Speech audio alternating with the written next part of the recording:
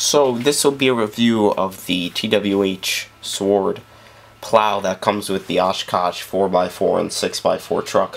But since this can be sold separately as an accessory, I figured I'd make a review of it separately. So it goes for $29.99 separately, and if you get it with the truck, depending on which truck you get, it could go for around 90 bucks. So essentially you're paying 60 bucks for the truck. So the plow itself is very much well made, great detail on it, great functions, just about everything. So to get started here, and this isn't going to be a very long review. To get started, the yellow that you see here is plastic. Obviously it's not metal. I don't think it could be metal, but it's plastic, and you can kind of see the frame through it. The rubber you see on top is exactly what it is. It's rubber, and it is pretty flexible, as you could tell. I like that a lot. I think it gives it a nice look.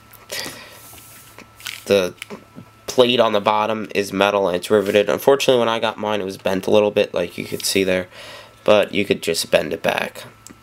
The pins you see on them too are painted, which is nice, and there's bolt detail on it. The functions of the plow are pretty simple. It raises and lowers. This is where it will actually mount to the truck. So if it's on the truck, it'll raise the plow or lower it, tilt it, and that's just about it of it.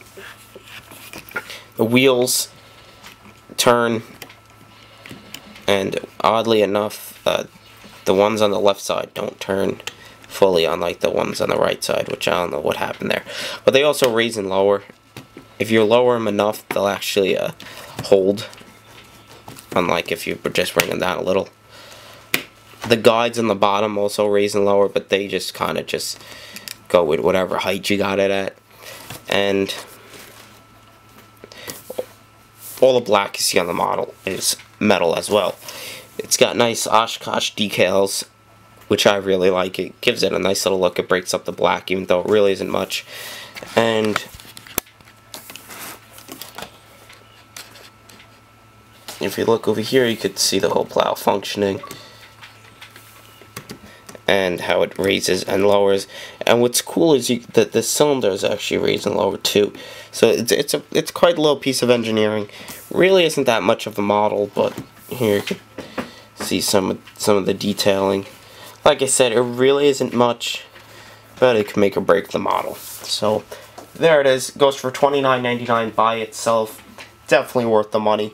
You could actually attach these to some loader models. I've done a custom job for someone who I've actually put it on a Cat 980G, and it looked fantastic. I really like it. The only complaint I have about it is it's a little bit wide, but there's really nothing I could do about that. You can cut it down and all, but I don't really feel like cutting it down. But it's a great piece of model for the price.